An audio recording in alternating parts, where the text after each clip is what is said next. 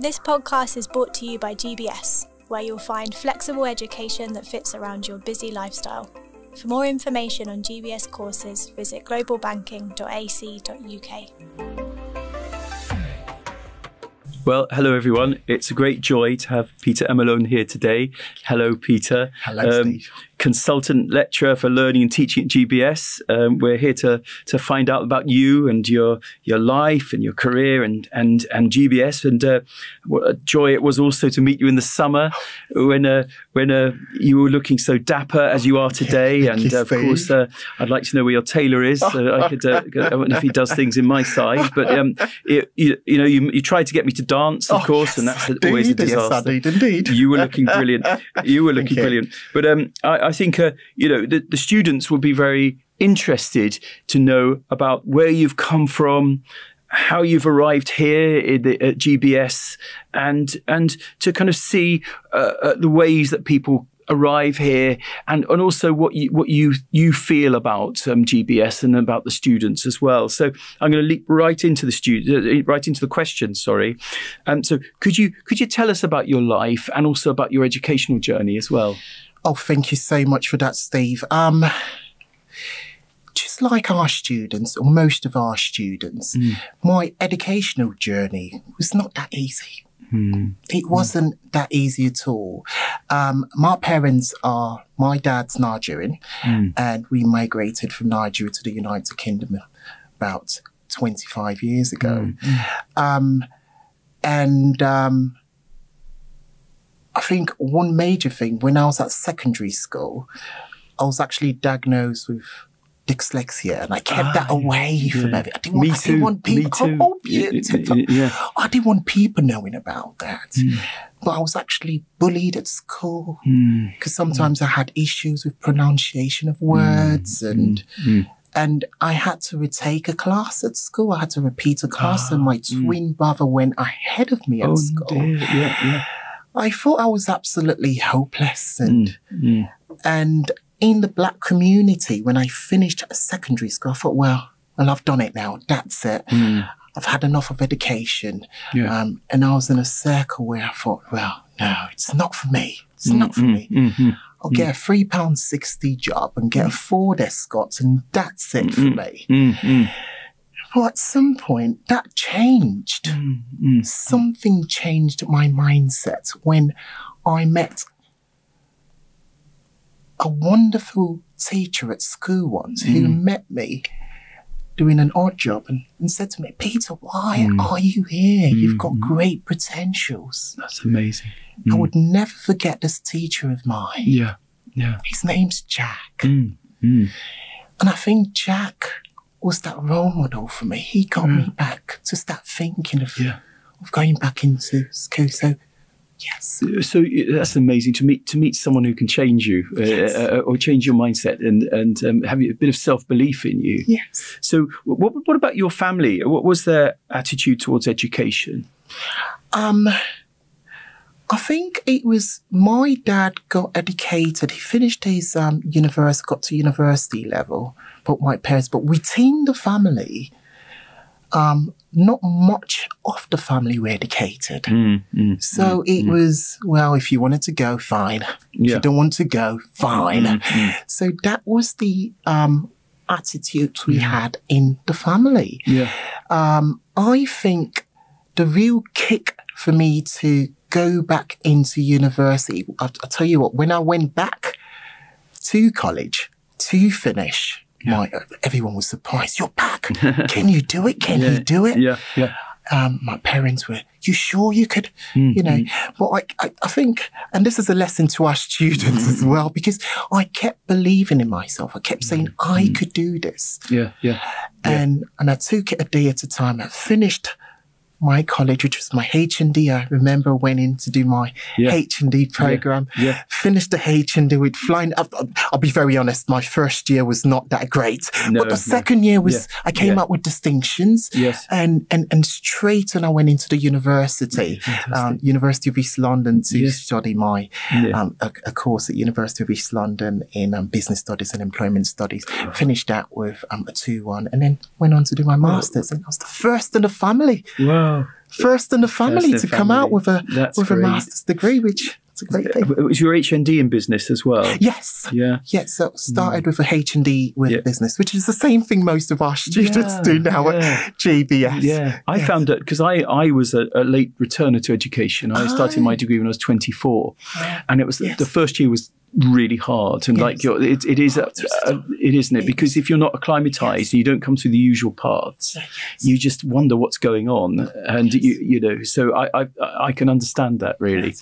And to add with that, Steve, just like most of our students, I wasn't just studying; I was working as well. And so it was just quite a big. So I was working, and I had my studies, and I've got a family as well. And I've got my life, so there was just a lot of bubbles too.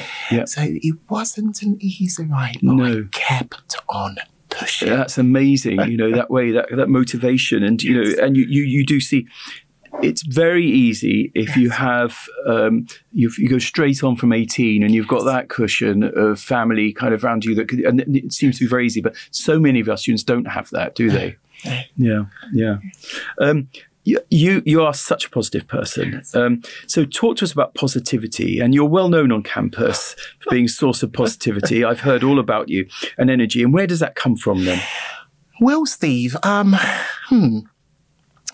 I think that all kicked up about 8 years ago when I was really ill. I was really ill when I was thinking I was going to lose my life at that period of time. My word. And I'd not forget that day. It's raining outside, and I went out, looked through the window, and I said, "Whoever you are out there, if you give me a chance, I would come back and have an impact in the society." And when I came out from that, I decided to do loads of great work in the community. And I think that's what brought into being very positive. I started by I started with changing myself first, because I thought that was the first thing I had to do. If I wanted to do great, I needed to start from me. And I think that really helped me a lot. That's interesting. We'll touch upon your charity work later, but that's interesting with that positivity and the way that kind of you can enrich your life with positivity. That's very interesting. So we often see you on social media connecting with complete strangers and making them smile, laugh, and even dance. What impact do you hope to have on these people? What impact do these acts of positivity have on you as well as them? Well, I just wanted to spread some love. I just wanted to spread some love. I mean, it's very terrible out there with the news and there's so much negativity out there. And I've decided to start my day positive. And starting my day positive and reaching out to people out there to tell them everything is going to be all right. And so sometimes I start up in the morning. I think I was known for Mr. Motivator in Blackpool in the newspaper that came up in the newspaper in 2018. He'll be very jealous, won't he? It wasn't. It was on the BBC, you know. But for me, it's about reaching out to people to enjoy the journey, enjoy the process, have a smile, start your day with a smile. Yes, very good. And that is having an impact on GBS students particularly, but just in the wider world. So I've heard you're a passionate runner. And tell me about what role running plays in your life. Running has done quite a lot. I've done a few runs with the NHS, but I started doing the run dance in Blackpool, getting people to get up in the morning and enjoy the run. You know, enjoy the run. And I think that's a really great thing, because it does have a significant impact in your health as well. You know, so running has really inspired me in so many ways. It's one thing that gave me the push. Really? Well, what advice would you give to me as a man of 59 years old with a dodgy knee and a dodgy shoulder? Should I get out and start doing some running, do you think? Steve, just enjoy it. Just go slowly. You could have a little walk. But just go with a little bit of music and enjoy the process. That's fantastic. I think that's key. Yeah. Well, do you get people from GBS, the students, talking to you about these kind of things? Yes, I do. Yes, I do. I get a lot of students talking to me. I mean, and what I try to do most of the time is, especially on a Monday morning, because Mondays are my best days of the week. Oh, yeah, I love a Monday.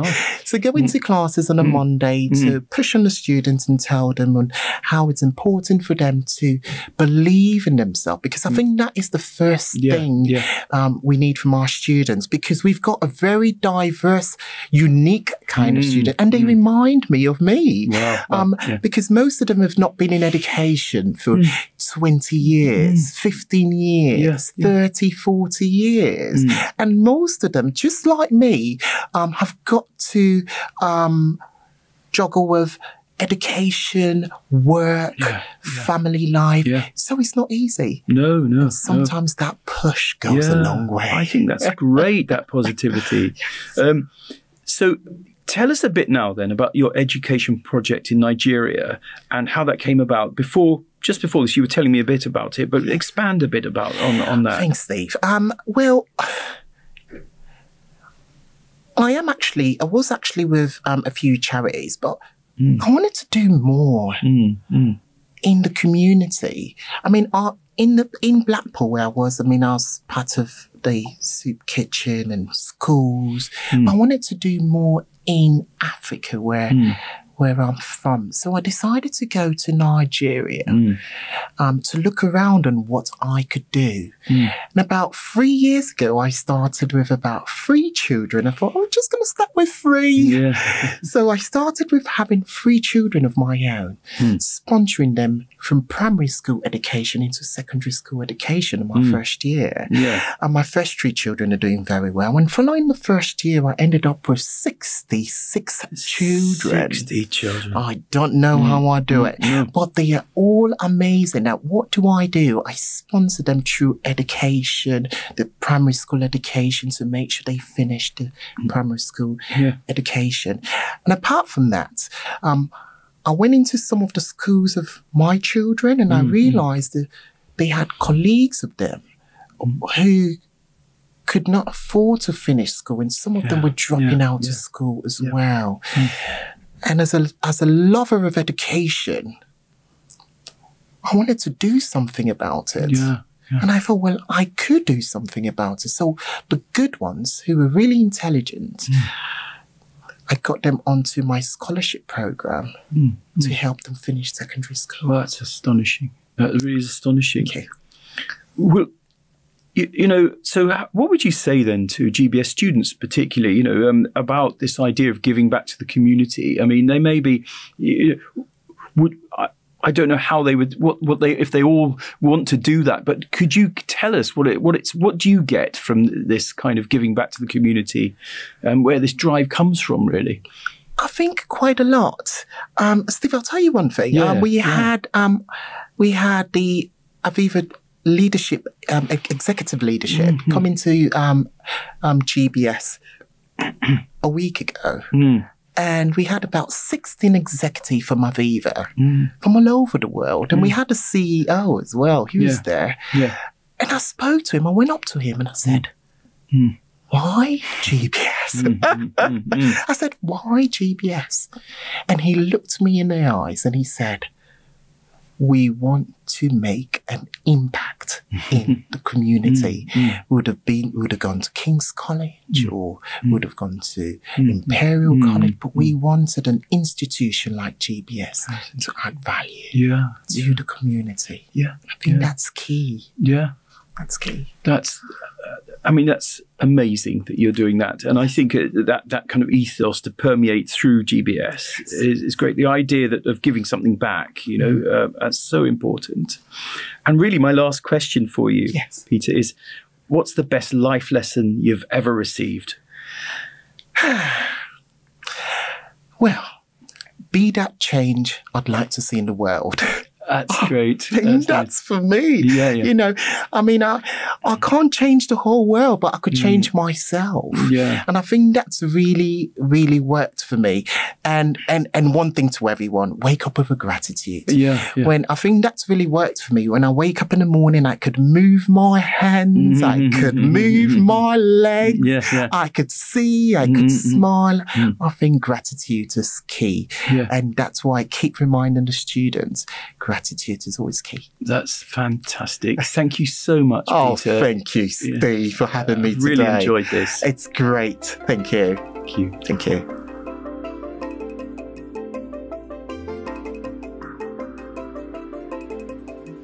Thanks for listening to this GBS podcast. GBS is a provider of higher education with flexible courses in business, finance, accounting, healthcare, technology and construction. With courses from HND to bachelor and master's degrees and study options that include weekdays, evenings and weekends, there's a course that's right for you. Visit globalbanking.ac.uk or email the GBS team at admissions@globalbanking.ac.uk.